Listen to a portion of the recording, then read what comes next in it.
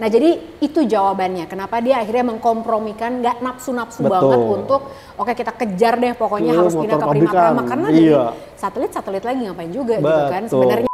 Ini yang saya lihat sosok yang sangat legowo lah, patut dicontoh untuk ya pembalap-pembalap muda lainnya lah.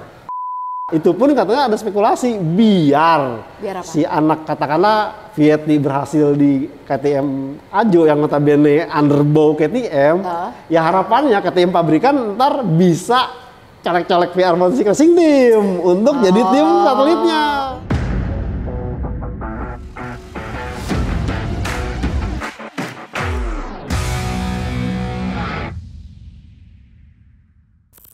Hai, selamat datang di Pedok Talk bersama aku Lucy Wiryono dan tentunya ada Pokemon, Deng. Tapi kok kita bisa gini hari ini ya? Jadi aku tuh pakai Peko, bukan Mbak Nyaya. Terus lihat sini, bukan Pokemon, ya kan? Apa kabar Mas Joni? Baik. Aku rindu loh. Jadi soalnya kemarin. Jadi merona deh kita. Soalnya minggu lalu aku kan nggak bisa datang nih ke Glamor. Jadi aku terpaksa harus bikin terpaksa tapi bikin kontennya di Bali. Ya, tapi ada kerjaan beneran bukan liburan gitu ya. Tapi hari ini kenapa kita duduk? Kita harus bikin disclaimer. Karena banyak yang bilang katanya kenapa Mbak Lucy kalau ada Mas Joni disuruh berdiri. Padahal ngomongnya sejam. Kali ini kita juga akan lama sih ngomongnya karena banyak banget kejadian di Catalan GP kemarin. Disclaimer lagi adalah bahwa yang ada di samping kanan kiri aku dan Mas Joni dan di belakang kita ini bukan green screen saudara-saudara. Ini beneran scrambler Ducati yang baru aja di launching. Kamu datang kan launchingnya?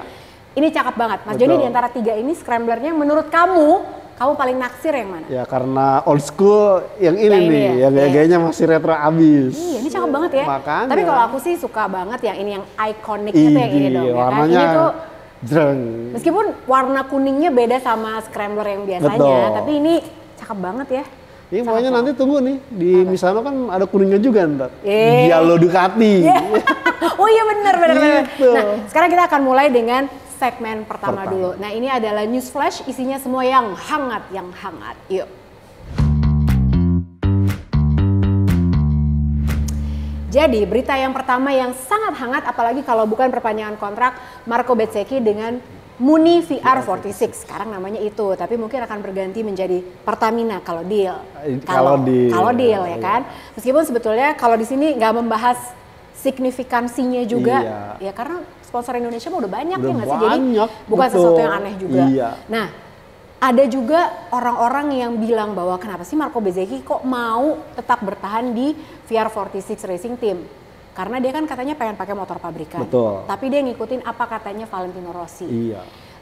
Kalau aku sih dugaannya, kan perpanjangan kontraknya cuma setahun nih, 2024. Apakah mungkin dia sebenarnya ngincer untuk 2025 jadi teman satu timnya Peko Bagnaia atau apa menurut? Salah satunya itu. Tapi yang pertama adalah dimarahin sama bapaknya tuh. Sama Valentino Rossi, udah lo bertahan. Enggak, tapi kenapa kan dia pengen banget dapat pabrikan nih. Terus? Cuman persoalannya kan harus pindah ke Prama. Itu kan. Nah, kalau opsinya si motornya boleh ke Muni VR46 itu gak jadi masalah. Tapi masalah Ducati masalahnya kan itu Ducati nggak mau. Makanya kemudian Bezzecchi akhirnya berpikir, berunding. Kemudian dia melihat bahwa sebenarnya performa dia saat ini menggunakan motor yang speknya lebih lawas itu jadi sangat moncer karena iklim atau atmosfer di timnya. Bagaimana dia dipasok oleh kru chief mantan dari Valentino Rossi, kemudian dia merasakan juga iklim Italia yang begitu kental. Kekeluargaan banget lah itu. Gitu. Nah dia belajar berkaca melihat apa yang terjadi dengan Enea Bastian ini sekarang. Pada saat dia di Gresini bagaimana dia disupport dengan tim yang sangat keluarga, yang sangat kompak, mendukung, mau susah, mau masalah, tetap disupport. Tapi pada saat ke Ducati pabrikan, dia bermasalah, terlepas dari karena cedera. Nah dari situ akhirnya, kemudian dia nanya juga sama Peko, menurut lu gimana? Ya kalau gua sih melihat apa yang sekarang lu rasakan bahwa iklim kekeluargaan itu sangat penting, lu ambil. Meskipun Peko sempat bercanda. Gua sih sebenarnya setuju dia pindah ke motor pabrikan, karena apa? Nah, kalau kalah dia nggak akan ngeles lagi. Kan motor gua motor tahun lalu. Itu pas mereka ngomong Peko, Peko tampangnya sampai serius. Cuman deket di ini aja sama Bezzecchi. Gitu. Artinya ya Bezzecchi sadar bahwa dia mampu menjadi kemarin meraih sebagai istilahnya Rookies of the Year. Kemudian sekarang dia meraih kemenangan yang ya istilahnya tidak diduga-duga dengan motor pabrikan yang istilahnya umurnya lebih lawas. Itu bukan karena dia hebat, tapi karena memang support dari timnya, atmosfer dari timnya yang begitu kekeluargaan, merasa dia nyaman. Ini menjadi faktor dia memilih untuk bertahan. Dan sebetulnya bisa jadi juga sih kalau misalnya boleh aku tambahin ya Mas Joni, nanti di bagian tertentu dari episode yang ini sebetulnya ada keputusan yang sangat baik yang sudah diambil sama Marco Bezzecchi. Kenapa? Karena ternyata GP23 tidak semudah itu. Yang baru belum tentu terbaik. Betul. Makanya jangan ngambil istri baru. Nggak boleh. Nggak boleh ya. Yang udah punya istri satu aja. Jangan nambah-nambah. Yang punya pacar satu aja belum tentu habis. Iya itu deh. Makanya yang baru belum tentu yang paling baik kok. Nah, ya kan? menggaris bawah itu ya kata Tante Lucy. Kenapa cuma setahun? Karena kan pasar 2025 itu terbuka. Dan salah satu target yang Bezzecchi harapkan menjadi tim pabrikan. Betul. Terlepas dia ke Ducati, terlepas nanti ada di Yamaha atau mungkin ntar di Aprilia, semuanya terbuka nanti 2025. Bagaimana 2025? Tahan aja dulu makanya 2024. Makanya dia cuma setahun di Muni VR46 Racing Team. Oke. Nah, jadi itu jawabannya. Kenapa dia akhirnya mengkompromikan nggak nafsu-nafsu banget untuk kita kejar deh pokoknya harus pindah ke Prima Prama karena satelit lagi ngapain juga gitu kan. Sebenarnya meskipun ini spek pabrikan, tapi kan gengsinya beda lah gitu. Setuju. Ya. Nah, kemudian ada Taka Nakagami juga yang dia bilang katanya dia sebenarnya belum confirm ya akan diperpanjang atau enggak, tapi dia sendiri bilang aku tuh udah 99,9% dipertahankan sama Alciar Honda. Tapi emang bener sih gitu, kayak nggak ada pilihan lagi ya nggak sih? Satu itu, lagi kalau kita melihat ya sponsornya kan Idemitsu. Mau nggak mau ya yang namanya pabrikan Jepang atau produk Jepang pasti pengennya pembalap Jepang. Nah pada saat ini melihat komposisi dan ketersediaan pembalap MotoGP yang paling berpengalaman asal Jepang, cuma Nakagami. Nah, tapi kan tadinya dia mau digantiin sama Ai Ogura. Tapi Ai Ogura ini digosipin katanya dia mau ke Aki Ayo. Bukan Aki Ayo, Jang. Siapa? Ke tim yang kemarin si Topons bubar, dibeli sama MSI. Oh, jadi dia mau ke situ? Mau ke situ, bareng dengan Sergio Garcia. Kalau Ajo katanya mau ngambil Denis Oncu. Denis Oncu sama Celestino Vietti. Vietti akhirnya dapat tim yang cakep juga ya. Itu pun katanya ada spekulasi biar si anak katakanlah Vietti berhasil di KTM Ajo yang notabene underbow KTM. Ya harapannya KTM pabrikan ntar bisa colek-colek VR46 Racing Team untuk jadi tim satelitnya. Bisa banget itu, KTM. KTM sekarang melakukan segala cara setelah dia tahu dengan modal bibit pembalap bagus itu nggak cukup. Bagaimana sekarang dia bingung. Pedro Acosta itu gimana nggak bagusnya, banyak yang minta, cuman kita nggak bisa mengakomodir. Nggak ada, makanya dia berusaha. Apalagi udah diketok palu karena sama Dorna, kagak bisa nambah. Makanya kenapa sih Dorna gitu banget sama KTM? Ya. Alasannya apa sih Mas Joni? Mungkin. Padahal ada slotnya Suzuki loh. Betul. Cuman problemnya adalah KTM ini udah cukup mendominasi juga nih di kelas bawah nih dengan berbagai macam itu ya. Honda sebenarnya melawan KTM A, KTM B, ada Husky, ada kemudian sebenarnya dua pabrikan itu aja. Dua pabrikan aja, cuma udah dikasih kesempatan brand banyak. Nah kalau umpamanya dikasih lagi di MotoGP, ya takutnya ntar ya KTM-nya terlalu jumawa, ntar orang-orang pun iyalah istilahnya kan ada nada miring, itu kan KTM B atau KTM A atau KTM ada seperti itu. Nah ini yang tidak mau terjadi di MotoGP. Oke. Nah ini memang menarik sih gitu. Kita tinggal tunggu teka-tekinya Nakagami akan diperpanjang apa enggak. Tapi kalau udah 99,9% ya udahlah siapa lagi ya kan. Kemudian ada juga yang suka nanya banget sama aku, Mbak bahas dong Andrea Iannone, bahas dong gitu. Kenapa sih kangen banget ya sama Iannone? Aku biasa aja. Apalagi sejak dia punya pacar yang supermodel itu, ya kan kita suka gosipin ya. Dia jadi berubah kayak supermodel juga dia. Operasi plastik. Terus udah gitu kalau foto nggak pakai baju. Betul. Andrea Iannone banget tuh. Tapi dia sudah dikonfirmasi dia akan kembali bukan ke MotoGP, tapi dia akan bergabung kembali dengan tim satelitnya Ducati di WSBK. Betul, itu mulai 2024 ya? 2024. Tapi ini kayak utang budi banget ya Ducati sama Andrea Iannone. Iya nggak sih? Karena Gigi Dalinya tuh bilang Ducati ini kebangkitannya salah satunya adalah karena Iannone. Di tahun 2016 ya. Yang pertama kali menang. Setelah puasa 5 tahun. Betul. Yang membawa kemenangan itu adalah Andrea Iannone. Makanya Gigi Dalinya juga bilang ini adalah sebetulnya ucapan terima kasih kita buat Andrea Iannone. Manis banget Om Gigi. Ya cuma kan meskipun jadi bintang, justru emang jadi puncak kerusakan juga yang dia terlibat duel yang Andrea Dovizioso, yang mestinya Dovizioso bisa berarti bagus. Betul. Itu yang membuat ya, akhirnya sih emang Andrea Iannone ya. Kesalahan Iannone sendiri sih. Seandainya mungkin dia perilakunya bagus, etiketnya lumayan, mungkin tetap dipertahankan di Ducati. Salah pilih pacar sih kalau aku bilang waktu itu. Cemburu. Nggak naksir. Terus ada juga informasi tentang perpanjangan kontrak juga. Siapa lagi kalau bukan Dani Pedrosa yang diperpanjang kontraknya menjadi test rider sama KTM. Ya udah terbukti soalnya ya kan. Jadi kenapa nggak kita perpanjang aja. Kemudian ada berita lagi tentang siapa ya. Udah sih sebenarnya ada newsflash yang aku ketinggalan nggak? Siapa lagi? Ya nggak ada ya. Udah Cem. Udah. Belum paling ada apa-apa lagi. Yang lagi rame sih selain MotoGP yang notabene slotnya tinggal Gresini sama Pramac, ya itu di Moto2 lagi bergulir. Gila, Gresini Racing itu bener-bener sekarang lagi Marc Marquez banget yang diomongin loh. Beneran gak sih Mas Doni? Jadi kalau mamanya kemarin sih sebenarnya ini gimmick sih kalau kata aku. Kalau melihat ya karena Marc Marquez sendiri kan tidak tegas-tegas bertahan di Honda atau gimana, tetap ada ngasih celah. Kalaupun pamannya untuk ke Pramac mungkin agak sulit karena kan udah ada kemungkinan Franco Morbidelli ataupun pamannya enggak Franco Morbidelli juga istilahnya jadi slot buat Luca Marini. Nah, kenapa di Gresini? Kalau Luca Marini pergi, slot dia siapa dong yang isi? Si Franco Morbidelli tinggal disuap aja.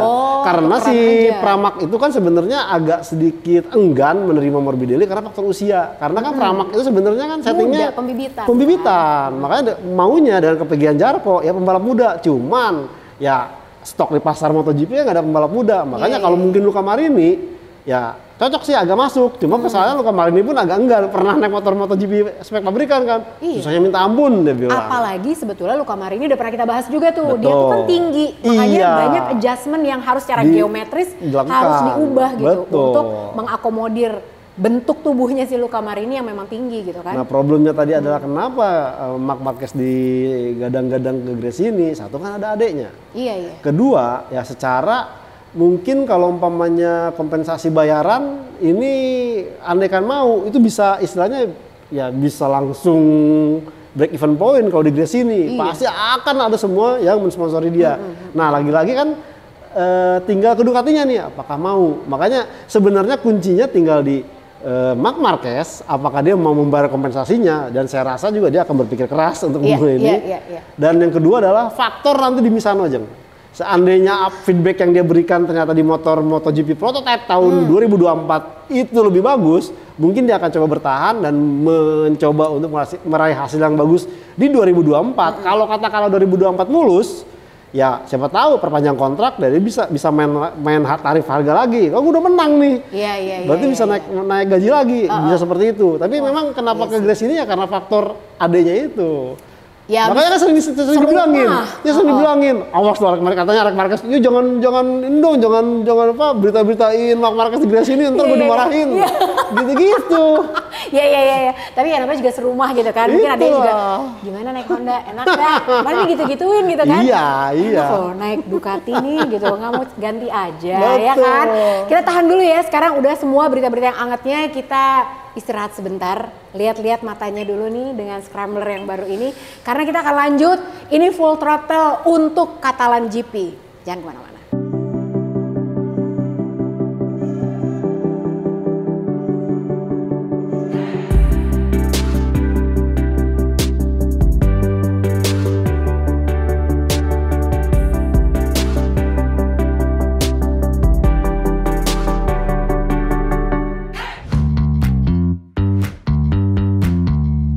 Kembali lagi di Paddock Talk, sekarang kita udah masuk ke Catalan GP. Seperti biasa, jadi biar kita ngomongnya kemana-mana. Saking banyaknya yang kejadian kemarin, kita mulai dari sesi hari Jumat. Sabtu, Minggu. Dan update juga tentang keadaan Pecco Bagnaia dan Enea Bastianini. Karena kalian pasti nunggu kan, yang semua nonton kemarin Catalan GP pasti menunggu ini gimana, bisa apa enggak nanti dia race di Misano segala macam. Nanti kita akan sampai ke situ, tapi sekarang kita bahas dulu dari sesi hari Jumat. Jadi sebelum sesi latihan Jumat dimulai, lagi pada pamer helm, akan pakai apa di Catalunya gitu kan. Dimulai dengan sang tuan rumah Marc Marquez, dia tuh kalem-kalem aja sih. Betul. Jadi dia bentuk desain helmnya tuh katanya Mediterranean, Gaudi. Jadi pokoknya Barcelona banget katanya. Helmnya manis, makanya ada semutnya. Iya. Kalau nggak ada semutnya, oh iya. Ya kan? Aku pikir karena manis jadi digambarin semut. Manis lah ya, manis tuh Mbak Gema tahu. Betul. Terus ada juga Alex Espargaro. Ini Iya. paling aku suka sih sebenarnya, karena ada tulisan One More Lap. Kalau kata netizen Indonesia, sekedar mengingatkan. Iya. Ingat nggak ya? Cuman memang itu tadi bagus bahwa sih. ya susah cari orang yang istilahnya legowo mengakui kesalahannya. Kebodohannya. Tidak pernah akan ada. Kita pasti nggak mau kan? Rossi? Iya, Rossi dengan Dongki kan. Iya, Dongki kan. Artinya blow itu on kan kata dia. pembalap-pembalap ya saya rasa Itu ya pembalap senior-senior sih. Betul, yang muda-muda mana mau Iya, gitu iya, kan, iya. gengsi gitu. Iya. Lupakanlah, dan dia menuliskan dengan tulisan One More Lap. Iya. Tapi yang lebih parah lagi ada. Siapa? Quartararo. Jadi Joker. Bener-bener jadi Joker di hari Tapi Sabtu. dia kenapa cuma pilih hari Sabtu ya? Cuma main Sabtu doang. Emang Karena setelah saya lihat-lihat, cuman emang buat hari Sabtu. Karena Ya. apa? Tapi dia niat loh, maksudnya bukan cuma helmnya, jadi glove-nya, Iya. itu boots-nya, padahal keren banget. Aku suka banget kombinasi warnanya. Sampai aku pikir, Morbidelli, Iya, Morbidelli iya. mirip kan, Karena kan sama. kalau pas Iya, duaan gitu, kalau mamanya pakai motor sama nih, Morbidelli. Kenapa Makanya dia cuma pakai warna hari Sabtu ya sih? memang itu ya dia ingin menunjukkan bahwa seorang Joker itu kan tidak terprediksi kelakuannya. Dan dia ya emang iya sih. suka memberikan kejutan. Dia pikir Sabtu dengan memakai helm Joker itu bisa mengubah keadaan yang notabene sebenarnya kan dia punya track record bagus di Catalunya. Iya kan, tahun lalu dia gapnya 6 detik. Iya, ya kan? cuma karena gara-gara salah itu kan, salah Iya. hitung lap. Terus di 2020-nya juga cukup bagus. Cuman ya dia coba balik itu dengan menggunakan sosok Joker yang memang ya tidak terduga ternyata malah hasilnya pun di luar dugaan. Bener, ya hasilnya ya begitu aja gitu ya. Nah terus udah gitu salah satu yang menarik di sesi hari Jumat adalah yang berkali-kali diputer sama Dorna nih adalah Jorge Martin yang gila rebah abis itu udah. Siapa lagi yang mau lebih rendah dari itu? Nggak ada, itu gila ya, di turn 5 ya itu ya. Betul. Itu Mas Joni pas ngelihat itu gimana? Ngelihat lebih heboh ngelihat Jorge Martinnya yang bisa. Dulu kita ngeliat Marquez. Elbow down aja udah gitu. Ini dia shoulder down. Ya kan? Kalau bisa dicium tuh pakai helmet. Cuma kalau itu terlalu berlebihan ya, karena itu kan tikungan 5-nya ternyata di pas saat balapan malah jadi tempat di mana pembalap berjatuhan gitu loh. Ya, seorang Jorge Martin pun malah crash juga di situ. Artinya ya itu buat show di hari Jumat aja terlalu sih lebay sih kalau kata aku sih. Terlalu lebay katanya. Dan nggak ada benefitnya sebenarnya buat race ya. Oke. Nah terus sebenarnya kalau ada yang bilang juga Catalunya ini sebetulnya kan aku juga suka karena layoutnya bagus banget, menyenangkan. Tapi Pecco Bagnaia juga bilang bahwa ini adalah sirkuit yang low grip karena emang banyak banget kegiatan di Catalunya, F1. Terus mereka tuh sepanjang tahun full ada aja kegiatannya. Ada balap truk jeung malah, ada balap mobil. Pantesan aspalnya tuh kalau katanya Pecco putih, udah bener-bener habis. Iya. Jadi memang nggak ada gripnya. Itu yang akhirnya menyebabkan ya banyak rider yang kerepotan sebetulnya kan. Bahkan sebelum sesi dimulai itu prediksinya hari Sabtu dan Minggu tuh hujan. Itu mereka udah pada takut karena gila nggak hujan aja gripnya udah jelek, gimana ditambah hujan gitu. Dan tapi alhamdulillahnya enggak. Yang jadi problem adalah selain licin, abrasif nih. Ban belakangnya cepet habis. Vinyales sampai kelar kan, aku pikir wah Vinyales keren nih, ternyata nggak mampu, malah disikat oleh Alex Espargaro. Makanya memang susah untuk mendapatkan traction di Catalunya. Tapi kenapa kok Aprilia sepanjang hari Jumat dan juga hari Sabtu, bahkan juga di hari Minggu itu mereka bagus banget. Jumat deh, gila Jumat tuh bagus banget. Nah pas ditanya si Alex Espargaro, kenapa sih kok di sini Aprilia bagus banget? Kalau menurut Mas Joni kenapa? Ya memang karena kalau kita melihat Sokoguru atau backbone pengembangannya Aprilia. Mas Joni, yang muda nggak tahu artinya. Ya ntar tinggal buka kamus ya, backbone atau benchmarknya atau dasar pengembangan motornya itu adalah sirkuit yang flowing atau yang benar-benar banyak tikungan panjang. Dan juga kalau kita melihat long corner gitu long corner dan juga high speed corner yang kalau mamanya stop and go ya maaf patah, makanya dia di Red Bull Ring acak-acakan. Makanya si Aprilia tidak terlalu fokus dengan power motor, tapi dia bagaimana istilahnya membuat si motornya itu lincah. Jadi identik dengan karakter sebenarnya motor inline Yamaha. Nah, cuma problemnya Yamaha gara-gara naik top speed hilang tuh. Jadi benar nggak kalau dibilang kenapa Aprilia bagus banget di Catalunya karena kalau dia mengadaptasi karakter inline, iya, dia berarti jauh lebih dekat ke apex. Betul. Benar nggak sih? Makanya dia cornernya itu lebih cepat masuk. Keluarnya juga akselerasinya lebih dapat gitu ya? Tikungan 1, 3, kemudian 10, dan juga 13 sampai 14. Itu mereka berani masuk ke titik makanya apex. Ducati itu repot di tikungan 3. Itu. Gitu. Makanya apalagi Ducati, ya dia coba untuk menggunakan ground effect fairing seperti Aprilia. Jadi jangan salah nih, kalau orang bilang wah tinggal contek Ducati itu KTM berhasil, ternyata Ducati juga mikir bagaimana caranya motor Ducati bisa lincah di circuit flowing, makanya dia contek Aprilia. Meskipun agak malu-malu conteknya gitu, dan ternyata kemarin terbukti bahwa untuk di sirkuit ya dua kali membuktikan Aprilia di Silverstone dan juga di si Catalunya ini mereka tampil cukup apik. Ini menjadi PR buat Ducati. Lah Aprilia aja bisa menjadi sirkuit motor yang lincah di flowing sirkuit, masa Ducati enggak? Bener, tapi itu bentar lagi kita akan nyampe sebetulnya kita mau bahas dan mau ngasih tahu. Kan kita selalu bilang, aku sih selalu bilang Ducati itu best bike on the grid. Enggak juga. Belum ternyata. Nah, terus kalau misalnya tadi Aprilia bagus, kebalikannya adalah Honda. Honda justru ini sangat kelihatan jeleknya di Catalunya. Kenapa? Kalau tadi Mas Joni bilang kan, jadi kalau Aprilia itu corneringnya bagus banget. Jadi mengadaptasi kekuatan dari mesin inline sebetulnya. Honda itu sebaliknya. Jadi justru dia masuk corner lambat, di corner lelet, keluar nggak bisa. Itu Honda banget ya kan? Makanya di sesi hari Jumat kita lihat sama-sama. Resultnya adalah di 17, 18, 19, 20, 21, 22 itu Fabio Quartararo, Morbidelli, 2 Yamaha. 4 terbawah itu adalah Honda. Itu bukti bahwa memang Catalunya sangat membuka semua kelemahannya Honda. Ya nggak sih? Kalau sebenarnya sih kalau kita melihat ini memang istilahnya runtutan dari Silverstone. Bagaimana si Honda setelah kemudian kehilangan Alex Rins, kemudian juga santer kabar juga pembalap-pembalapnya itu kerepotan, bingung harus mengubah settingan motor apa lagi nih. Makanya kemudian di Silverstone diganti dengan aerofairing baru yang kemudian dipakai di Red Bull Ring, sedikit ada efeknya. Nah, dipaksa lagi di sini. Nah, problemnya adalah ya mereka menjadikan, ya saya sih melihat bahwa Honda saat ini sudah melupakan kompetisi MotoGP musim ini dan mereka udah cuma buat research aja, mempersiapkan tahun depan. Makanya kalau pemain bilang, wah Honda gimana sih hasilnya? Ya iya, emang dipakai buat mendapatkan informasi sebanyak-banyaknya, data bagaimana performa motor dengan karakter fairing seperti itu. Ada yang bersih.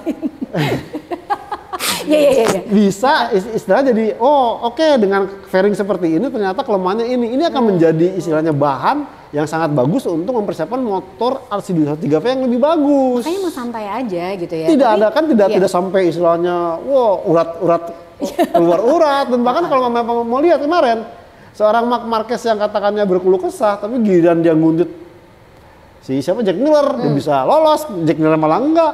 Tapi kemudian coba ikut nguntit pas terbangnya cuma bagus. Main-main sih sebenarnya. Artinya ini ada gambaran. Nah, tinggal nih bagaimana nanti disikapi oleh pabrikan Honda. Informasi yang didapat oleh Marquez, oleh Joan Mir, ini bisa dibikin formulasi motor yang benar-benar bisa kompetitif tahun depan. Cakep, itu dia.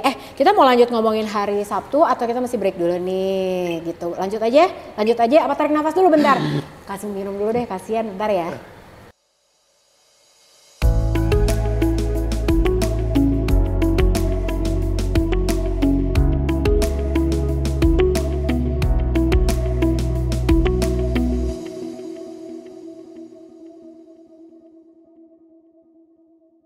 Sekarang kita lanjut ke hari Sabtu. Nah ini bentar lagi. Kan tadi aku udah bilang bahwa sebetulnya GP23 itu mungkin yang jadi bahan pertimbangan Marco Bezzecchi juga ya. Ya udah deh aku diam-diam aja dulu di sini deh gitu ya. Sebentar lagi akan kita buka. Nah di hari Sabtu ini udah bisa disimpulkan pokoknya harinya Aprilia juga. Hari Jumat mereka mendominasi. Padahal bulan September ya. Bulan April. Diulang jokes bapak-bapaknya. Padahal udah bulan September masih diulang juga sama Mas Joni. Nggak apa-apa, untung sayang Mas Joni, ya ampun. Jadi Aprilia ini memang sangat bersinar di Catalunya. Tapi hari Sabtu, Pecco Bagnaia lebih jago lagi daripada Aprilia. Aprilia tapi sebetulnya yang kalau menurut aku bisa kita berikan tepuk tangan, standing ovation ya, akhirnya ketemu juga penyakitnya. Startnya bagus, ya kan? Cakep banget loh.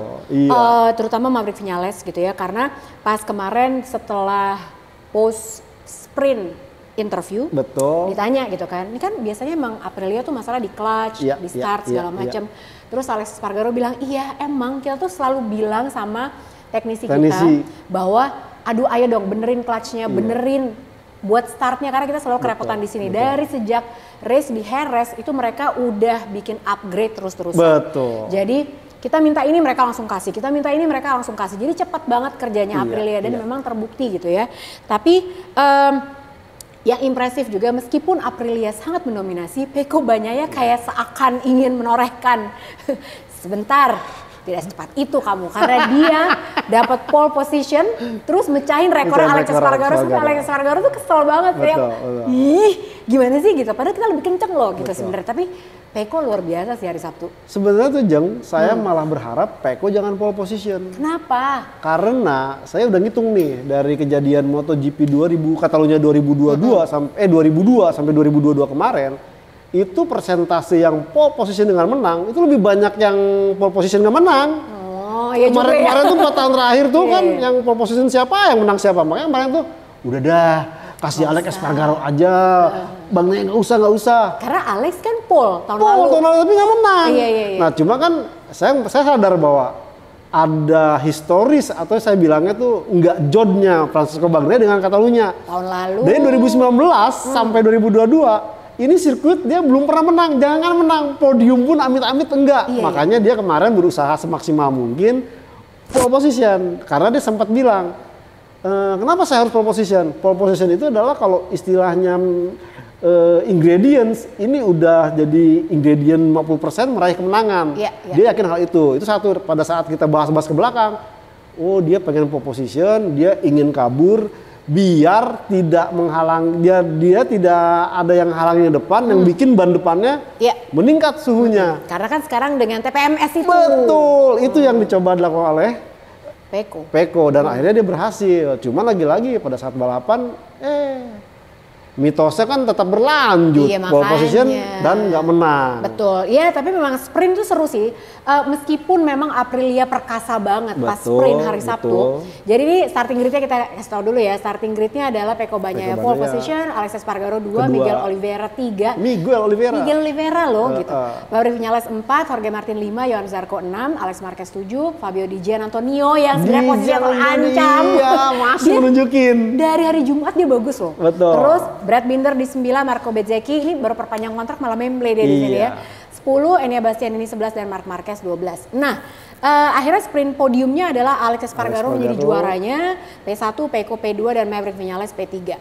Tapi yang aku mau bahas sama Mas Joni di sini adalah defense dari Pecco Bagnaia. Itu banyak banget yang bilang bahwa masterclass. Apalagi pas dia nutup ya racing line-nya Maverick Viñales dengan braking yang luar biasa. Dan Maverick waktu dibilang juga gimana lo ngeliat Pecco? Gila dia pinter banget sih, breakingnya tuh kuat banget dan dia bener-bener ngeblok, aku nggak bisa kemana-mana. Jadi dia hebat banget gitu. Mas Joni sendiri ngeliat Pecco kekuatan apakah bener di braking, karena sebetulnya ini berhubungan dengan kelemahannya dari GP23. Iya nggak sih? Apakah kelemahan GP23? Ya kalau kita melihat sebenarnya kemarin itu problemnya adalah dia tidak bisa nyetop motornya. Satu itu, dan tidak bisa masuk titik apex ke dalam. Iya, kenapa ya? Itu. Padahal kan sebenarnya GP23 itu powernya nggak terlalu banyak ditambah. Betul. Benar nggak? Betul, Jang. Cuma problemnya kalau kita melihat bahwa karakter ini kan sebenarnya kan peningkatan dari 22 yang sempat dikomplain top speednya hilang yang 22 nih tahun lalu, makanya dia coba naikkan. Cuman power delivery-nya? Ya. Problemnya itu pada saat kemudian juga salah satu hanya lagi adalah makanya sedang di-reset oleh Pramac. Yaitu yang aku bilang ATM ke Aprilia. Ground effect fairing yang khas Aprilia coba dikembangkan oleh Ducati. Jadi Ducati itu sadar bahwa kelemahan gue emang di high speed cornering. Gila, padahal corneringnya tuh aku pikir udah bagus banget. Belum Jeng untuk ngadepinnya. Makanya kemarin di Silverstone yang flowing dan juga Catalunya ini akhirnya ketahuan problemnya emang Aprilia unggul, mampu mendekati apex lebih dekat ketimbang Ducati Desmosedici 23. Selain itu kemarin itu adalah memang perkaranya bahwa dengan kondisi sirkuit yang licin, kemudian abrasif. Nah kemarin itu Peko sampai kehabisan akal, tiba-tiba ban belakangnya itu kelar. Makanya dia di 6 lap tersisa mampu dilibas oleh Alex Espargaro dan kemudian ini. Jadi pada saat dia menikung itu ngabisin ban belakang karena harus mainin rem untuk biar under braking. Betul. Jadi katanya Peko Bagnaia sebetulnya strateginya dia untuk bisa mengakali kekurangannya GP23 ini adalah harus melakukan under braking karena hanya dengan under braking itu dia bisa fight, dia bisa attack. Betul. Gitu ya? Nah kemarin tuh dia pikir dengan dia melesat jadi dia jauh. harus lebih dulu. Dan kan kalau kita melihat nih dengan kekurangan performa tidak lebih dekat dengan Apek itu harus diakali dengan thumb brake atau rem belakang. Nah alhasil habis. Ya cepet habis. Ini yang di luar dugaan. Makanya kemarin ya saya pikir dengan mungkin akan dibalas dengan main race-nya karena pilihan bannya akan lebih tahan lama.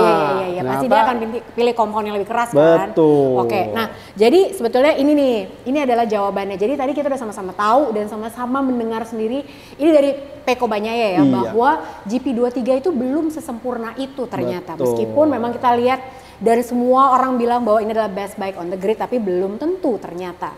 Dan ini adalah strategi Peko yang dia bilang sudah dia coba dari tahun lalu. Aku bacain quotes-nya ya, karena ada loh yang bilang katanya Lucy Wiryono adalah orang yang bikin teori Peko Bagnaia tim order Ducati. Ada lagi. Masa siapa aku? Peko Bagnaia juga nggak tahu Lucy Wiryono kali. Ducati juga nggak tahu Lucy Wiryono siapa. Ducati Indonesia tahu. Dan Peko Bagnaia nggak ada di WAG kita kan? Nggak ada, nggak punya nomornya. Sumpah deh. Jadi dia bilang gini. Ini kata Peko Bagnaia ya.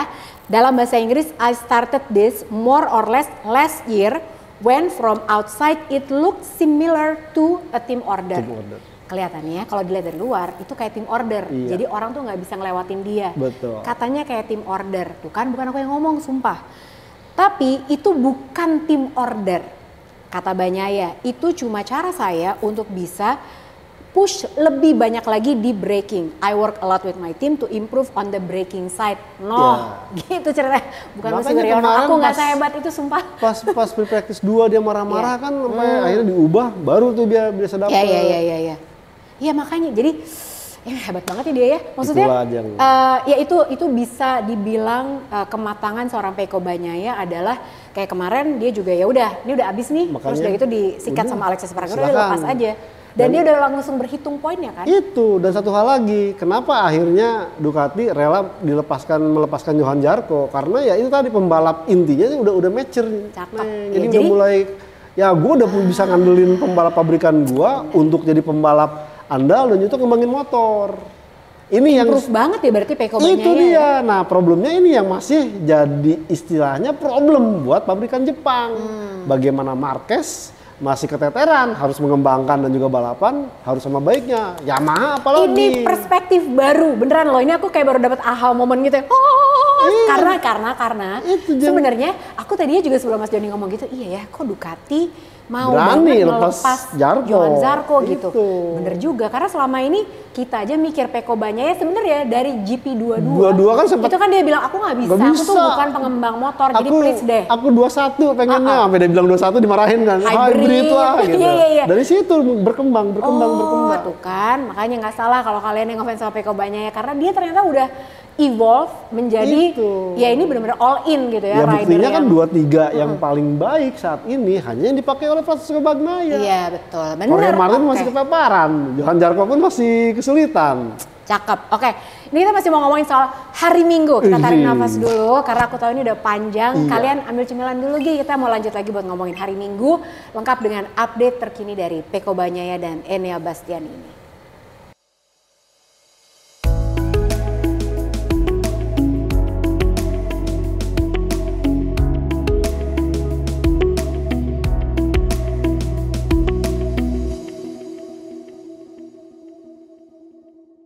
Oke, sekarang kita masuk ke daging utama, race hari Minggu, ya kan?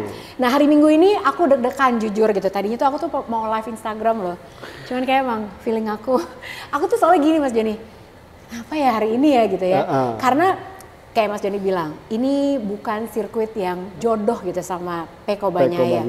Tahun lalu aku udah jangan sampai kejadian gitu, terutama di turn 1 gitu kan, karena tahun lalu tuh ngilu banget ngeliatnya. Dia ditabrak sampai sama Nakagami. Terus Alex Rins juga akhirnya di-endorse juga gitu kan.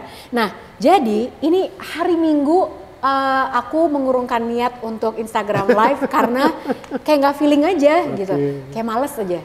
Kalau kata gitu, orang tua dulu ada firasat. Ada firasat. Oh, Marcel dong gitu mah. Padahal emang karena lagi belum mandi aja. Nggak firasat. Karena belum mandi, males. Terus udah gitu akhirnya mulailah race ya kan hari Minggu. Nah di sini tapi ada sesuatu yang nggak biasa sebenarnya aku lihat. Jadi setelah warm up lagi di starting grid, kelihatan Peko itu ngobrol serius banget sama Gabarini. Bolak-balik ngobrol gitu. Biasanya kan dia diem aja. Betul. Dia fokus, dia diem aja, ini bolak-balik kayak kenapa ya gitu. Ada sesuatu.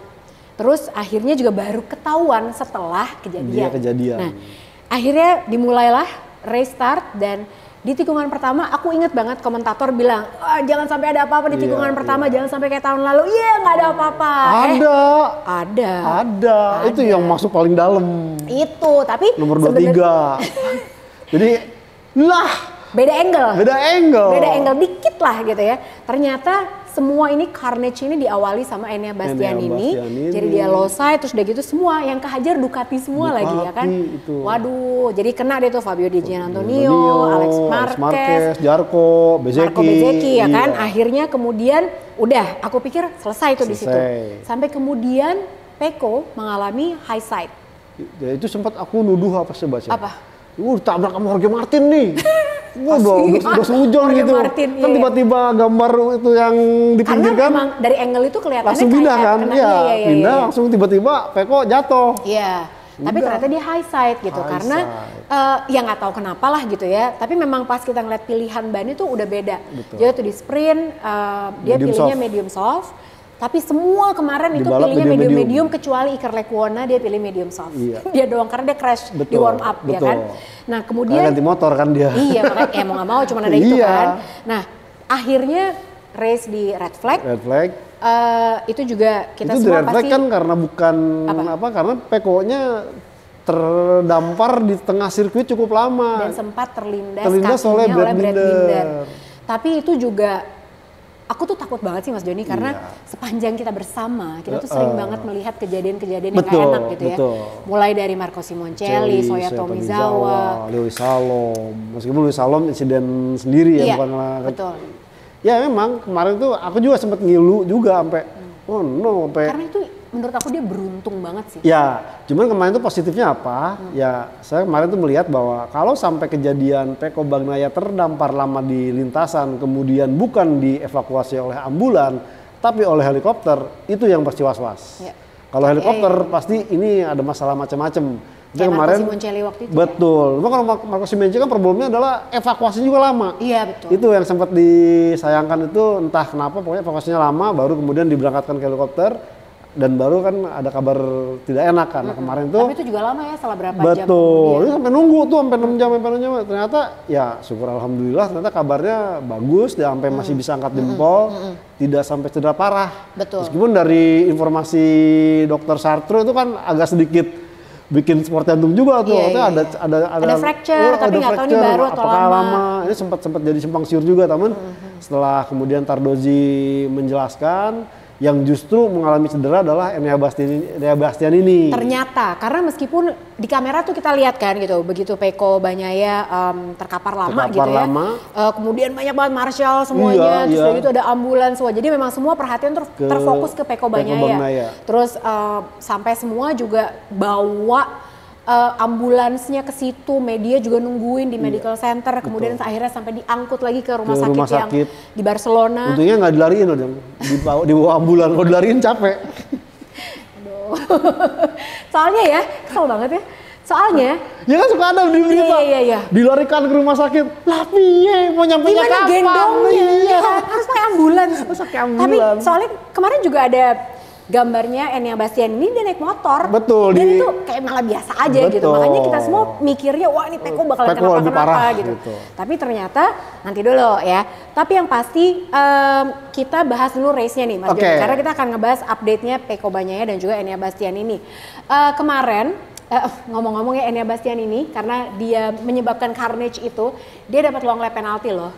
Long lap penalty tapi nggak dilakuin nggak? Aku nggak tahu nih apakah nanti di race pas dia fit. Oh gitu. Iya. Jadi ini istilahnya jangan sampai kejadian Marc Marquez jadi problematik lagi kan? Enggak. Udah dipastikan. Jadi Enea Bastian ini mendapatkan long lap penalty karena kejadian di Catalunya kemarin. San Marino kan pasti dia belum tentu. Ya makanya nanti ada tulisannya sekarang.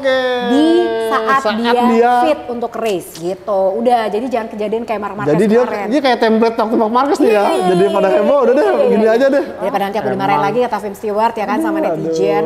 Jadi kemarin itu juga ternyata yang terefek kan udah nih kejadian red flag kemudian di restart.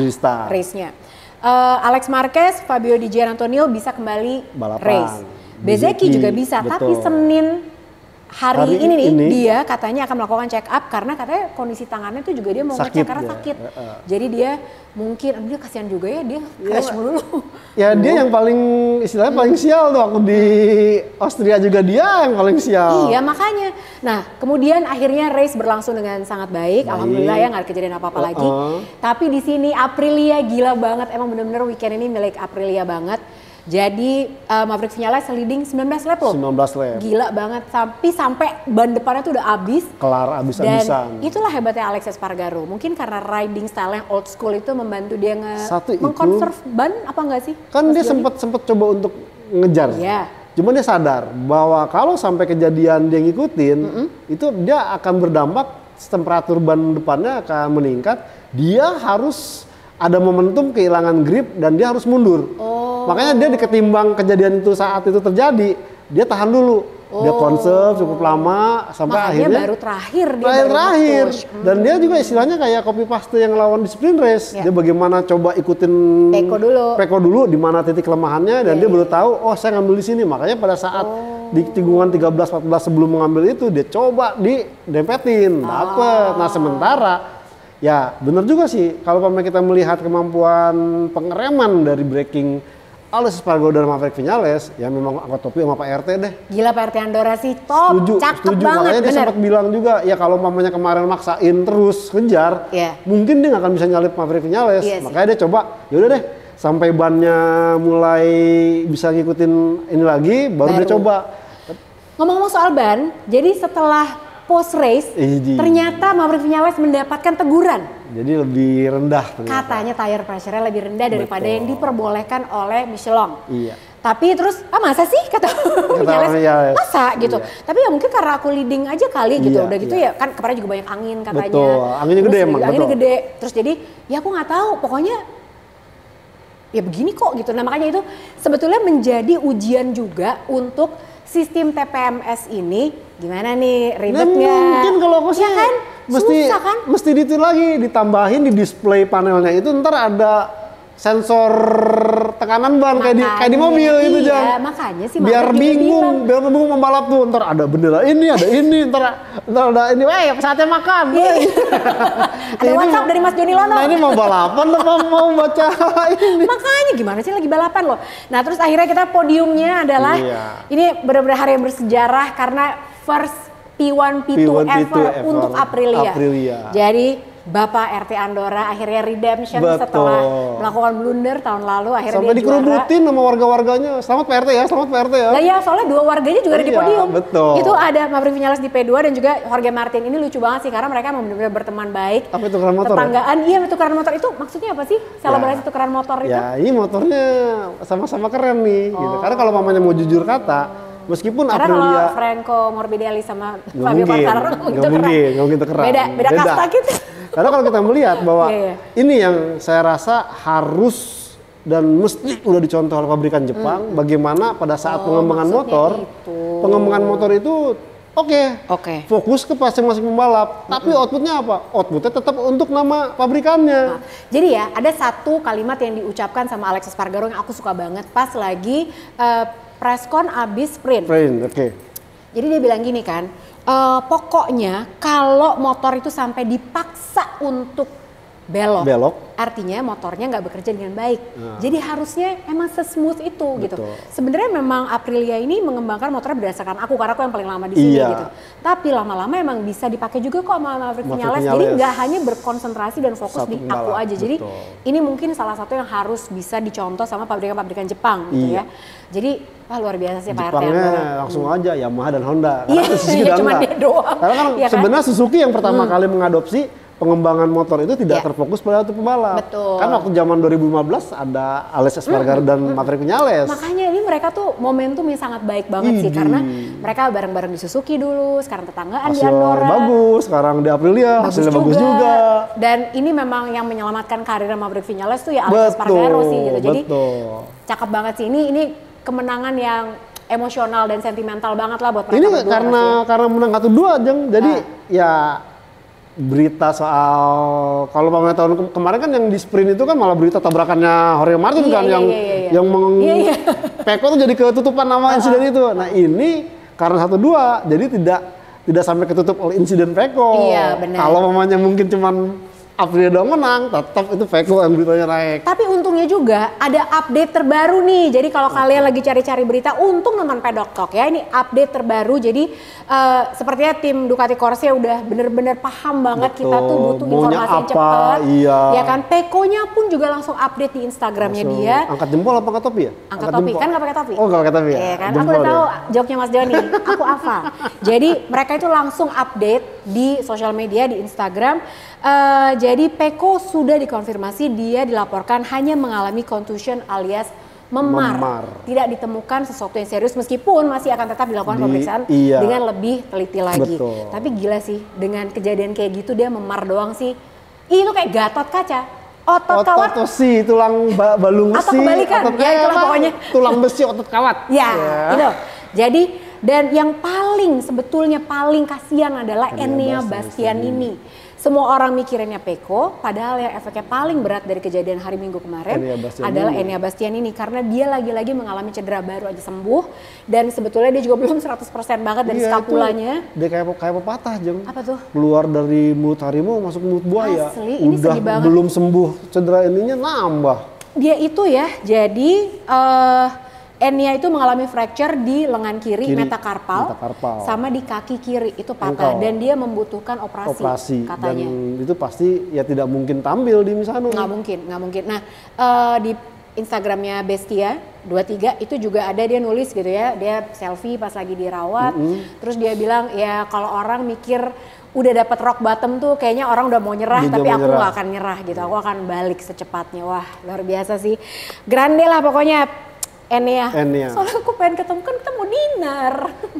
Tapi emang aku tuh ngelihat Enea tahun ini tuh banyak faktor. Iya sih. Satu ditinggal Giri Buola, kedua motornya tidak bagus, belum dapat adaptasi sangat baik. Karena emang Peko juga bilang GP23 ini susah. Kagak bisa diiniin dan juga kan dia sempat terlibat insiden kan di Portugal sehingga dan anehnya belum sampai fit kejadian lagi, kena hukuman. Dapat long lap penalti lagi.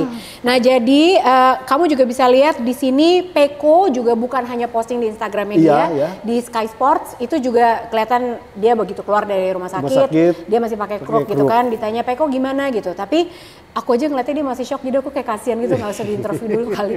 Tapi dia tahu banget karena dia juga sempat bilang the fans now can relax, bisa santai lah kalian semua gitu. Tapi yang pasti hari ini aku beruntung banget karena ya itu ya kombinasi apa yang terjadi di saat seorang rider lagi tergeletak di sirkuit dengan banyak motor yang lain di belakangnya dia, kita nggak pernah tahu akan terjadi apa. Jadi dia juga sadar bahwa ini beruntung banget dan dia sangat bersyukur katanya nggak lebih parah dari ini ya, gitu. Diharapkan lah. Bener. Misano turun atau enggak masih belum tahu. Dia bilang dia akan mencoba sebaik mungkin. Mudah-mudahan sih gitu ya. Makanya kan aku bilang kalau misalnya lagi mau dinner nih sama Peko sama Enea sama Ducati Indonesia banyak-banyak berdoa. Jangan ada apa-apa. Menang aja terus menang. Jangan kemana-mana ya. Kita akan masuk ke segmen terakhir abis yang ini. Oke, Mas Joni. Iya. Sebelum kita tutup, aku tuh belum pilih best moment loh. Mas Joni apa? Ada 3. Mas Joni dulu yang pertama, silahkan. Aku best moment pertama adalah saat Alex Espargaro pamer helm. Di saat press conference itu langsung nunjukin, ini loh, one more lap, artinya ya jangan sampai kurang. Iya, untuk sekaliber Alex Espargaro, pembalap paling senior, El Capitan, bahkan dia ya tidak istilahnya tidak berkecil hati untuk mengakui dia pernah melakukan kesalahan. Tapi dengan kesalahan itu dia tidak akan melakukan hal yang kedua kalinya. Ini yang saya lihat sosok yang sangat legowo lah, patut dicontoh untuk ya pembalap-pembalap muda lainnya lah. Tapi aku juga bangga loh. Yang duluan bilang Pak RT Andorra tuh kan kita berdua ya. Banyak sekarang yang bilang Pak RT Andorra. Tapi kita boleh lah ngeklaim. Kita yang pertama kali bilang Pak RT Andorra ya. Mas Joni. Karena dia paling tua di Andorra juga. Iya, warganya banyak. Itu adalah contoh Pak RT Andorra yang baik, yaitu berani mengakui kesalahan. Ya dong, supaya warganya juga begitu. Ya kan, kalau lupa bayar IPL jadi bisa.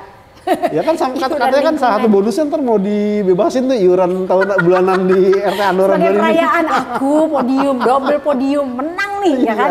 Terus udah gitu, kalau aku pilihannya adalah podium. Semuanya. Podium MotoGP sama Moto2 sih. Karena ini podium keluarga kalau menurut aku. Jake Dixon tuh juga kemarin luar biasa loh di Moto2. Jadi Jake Dixon ini dia pole. Padahal kan tadi kita mikirnya Jack Dixon tuh hanya kayak penggembira ya, tapi lama-lama dia kelihatan udah mulai ketemu mojo, bahkan kan dia langsung putusin gue bertahan di Moto2, kan sempat spekulasi kan dia mau MotoGP bakal progres ini ke apa, nggak taunya dengan dia tetap di Aspar. Di Aspar Team tahun depan. Terus denger nggak yang pas dia bilang di Park Ferme? Iya, Marquez mana Marquez? Mana yang kemarin ngaku katanya the next Mark Marquez? Aku yang menang hari ini, maksudnya Pedro Acosta. Gila, dia kesel banget. Wah, gila nih, Jack Dixon iseng banget. Yang katanya the next Mark Marquez mana nih, segini doang. Gila, kesel banget. Tapi lucunya adalah jadi ada bayinya dia gitu ya, digendong-gendong di Park Ferme. Terus udah gitu kemarin juga MotoGP, Max dan Mia, anaknya Alex Espargaro, dia ada di podium dan dia yang ngangkat pialanya Max ya, lucu banget gitu, dia bangga banget sama papanya. Terus udah gitu karena ini ada om-omnya, Om Jorge Martin yang tetangga juga, Maverick Vinales juga tetangga, jadi aku udah mikir nanti kalau Prosecco-nya disemprotin anak-anak ini kena alkohol nih, ya kan? Enggak, minggir dulu. Tapi akhirnya mereka foto-fotoan juga, terus emang karena mereka deket ya, jadi kelihatan tuh Jorge Martin juga, ayo kamu kesini dulu dong, apa segala macam. Itu lucu sih menurut aku, kayak kekeluargaan banget. Satu lagi Mas Joni. Satu lagi adalah ya ini perayaan sprint race agak jauh, sampai aku pikir nih motor mau pada kemana, kirain nyasar kan biasanya kan di depan garis start finish kan. Oh iya benar. Ternyata ini emang untuk stage-nya beda. Ini spesial buat bener. Ya istilahnya kan brand juga lagi perang brand minuman energi satu dengan yang cakar hijau. Brandingnya makanya cakar hijaunya luar biasa. Silakan cakar hijaunya mungkin kalau mau pasang di pedok kita terima banget loh. Ya siapa tahu kan gitu. Ada kan di sini. Nah, terus kalau buat aku tambah satu lagi ya. Aku suka banget sama waktu di Park Ferme, Pecco Bagnaia ngecek motornya Alex Espargaro. Dia ngecek bannya sebenarnya, diliatin aja terus gitu sampai Aprilia tuh juga nulis di Instagram gitu ya. Detektif Pecco, lihat boleh dipegang nggak boleh? Nggak boleh. Kalau di F1 tuh didenda. Ya kan? Masih mending kan pegang lihat boleh, pegang jangan. Itu pegang berarti beli. Pecah berarti beli katanya. Nah terus udah gitu artinya apa? Sekarang kita sudah masuk ke segmen terakhir. Aku mau ngingetin lagi bahwa kita semakin dekat, ini udah bulan September. Bulan Oktober, tanggal 13, 14, 15 kita udah ngeliat race MotoGP di Mandalika. Jadi setahu aku sih teman-teman di Ducati Indonesia udah bilang, ingat gak paket yang 30 juta? Habis? Hampir, kemarin tuh udah sisa 11. Itu minggu lalu, kayaknya udah mau habis ya. Jadi mendingan kalau misal kalian mau ngambil paketnya Ducati Indonesia yang VIP box package, cepet-cepetan sekarang. Aku nggak tahu sih masih ada atau enggak, mendingan langsung karena ini udah kurang sebulan lagi kan. Bener. Nah terus kalau yang di grandstand masih ada beberapa juga kayaknya itu 3,5 juta, jadi langsung aja beli sekarang. Terus jangan lupa juga kita itu punya MotoGP Guru juga. Jadi akhirnya VIP League aku dibuka. Nah ini nggak ada limitnya, jadi kalian boleh ikutan. Ini bisa sampai 100.000 orang ikutan, asli. Jadi unlimited katanya, bisa sampai 100.000 orang.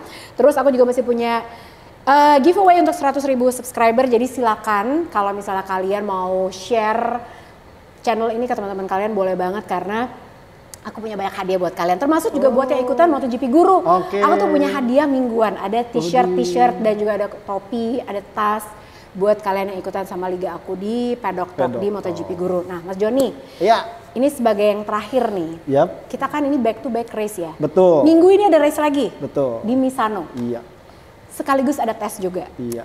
Di Misano ini aku nggak bisa jagain Pecco Bagnaia deh. Ya, karena dia belum dikonfirmasi kan. Handicapnya pasti kan Kamis dia pasti akan cek dulu nih fit atau enggak. Nah, kalau menurut Mas Joni, ini kan padat nih. Mulai September nih udah jadwalnya amat sangat padat. Di Misano berarti apakah mungkin Aprilia akan mengulang kesuksesannya lagi di Catalunya?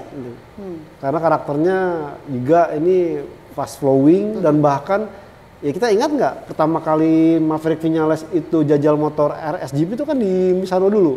Iya benar. Jadi benar-benar dia mengekstrak kemampuan sebanyak mungkin performa dari Aprilia seperti apa. Itu satu. Yang kedua adalah Aprilia Misano ini juga kandangnya Aprilia gitu. Waduh. Artinya dengan tren yang lagi bagus ya pasti ada kans Aprilia masih akan menunjukkan tajinya di Misano minggu ini. Ducati gimana Ducati? Ya soalnya kan meskipun nggak ada Pecco, kita masih punya Marco Bezzecchi, kita masih punya Jorge Martin, masih ada Johan Zarco. Ya paling tidak sih teman-teman seperguruan ini kan sering main di sini. Bahkan tidak menutup kemungkinan Yamaha pun bisa lah untuk bisa nyuri-nyuri ya. Setidaknya ada lah memberikan kejutan. Dia tidak boncos-boncos amat lah kayak kemarin-kemarin dari hari Jumat Sabtu gitu. Nah, kalau misalnya lanjut nih, setelah race akan ada tes. Betul. Sebetulnya tes ini yang di Misano akan bisa membuktikan apa dan akan menjadi momentum nggak sih? Terutama mungkin buat Yamaha kan Fabio Quartararo kemarin sempat bilang, pokoknya kalau di Misano sampai nggak ada apa-apa nih, aku marah nih. Gitu. Jadi Misano ini benar-benar jadi tes in season terakhir. Jadi juga menjadi patokan, ini menjadi istilahnya motor prototype untuk tahun depan. Paling tidak ini akan menjadi gambaran performa motor seperti apa tahun depan itu di Misano. Tapi bukannya Yamaha itu justru baru akan kelihatan nanti pas Crutchlow turun di Motegi? Enggak. Katanya, justru di sini? Ya kan si Quartararo sempat ditanya, emang apa efeknya dengan Crutchlow turun di Motegi? Lah, sirkuitnya aja di Jepang, terus tidak pernah dipakai, ini yang bener tuh di Eropa. Makanya Quartararo lebih narik ke Misano sebagai ajang istilahnya assessment nih. Kalau jadi beda pendapat justru dia dengan si project manager ya. Kalau project manajernya bilang nanti lihat di Jepang di saat Crutchlow turun dengan motor prototype ini. Kan lagi-lagi kan kalau kata itu tuh kayak katak dalam tempurung gitu loh. Iya. Si Yamaha Jepang ini malah ya ntar Jepang bagus. Ya iyalah kan sering main di situ. Sementara kan Motegi sendiri hanya satu ronde. Makanya kan ini tuh sebenarnya udah dikritisi oleh Valentino Rossi sejak 2018. Harusnya ada tes tim di Eropa di mana nanti pengembangannya itu benar-benar menjajal sirkuit Eropa. Kalau di Motegi doang, ya menang di Motegi tapi nggak menang di mana-mana kan susah. Padahal karakternya kan stop and go. Betul. Pokoknya belajarlah dari pabrikan-pabrikan Eropa. Jadi kalau Ducati itu juga cepet banget ngasih upgrade. Ya apalagi Ducati punya 8 motor di grid gitu kan. Aprilia simak tuh, dia dikomplain apa? Kopling kurang, dibetulin dan langsung instan. Hasilnya cukup bagus. Memang mereka punya cara masing-masing ya gitu. Aprilia cepat, reaktif. Ducati punya banyak motor, punya banyak rider untuk data. KTM, kamu punya apa? Aku bikin 3D printing. Jadi emang mereka itu intinya adalah kesamaan dari 3 pabrikan Eropa ini. Mereka semua bergerak cepat. Dan apa yang diminta sama ridernya itu langsung dikasih. Gitu. Iya, meskipun caranya beda-beda gitu ya. Jadi ya udah sekarang kita tarik nafas dulu. Kita sekarang udahan karena nanti kita akan lanjut lagi tanggal weekend ini kita ada Misano, lanjut tes, abis itu 22, 24 itu mereka langsung terbang mulai flyway round di India. Waduh. Kalau gitu terima kasih banyak Mas Joni. Terima kasih banyak juga Paddock Crew sudah nonton kita. Jangan lupa buat share channel ini ke teman-teman kalian yang lain supaya ngebut kita sampai ke 100.000 subscriber supaya langsung keluar nih hadiahnya ya kan. Mas Joni jangan lupa minggu depan aku culik lagi. Oke? Tolong dikurangi bercanda bapak-bapaknya dan ngomong soko gurunya juga tolong dikurangi. Oke? Sampai ketemu lagi di Paddock Talk. Bye.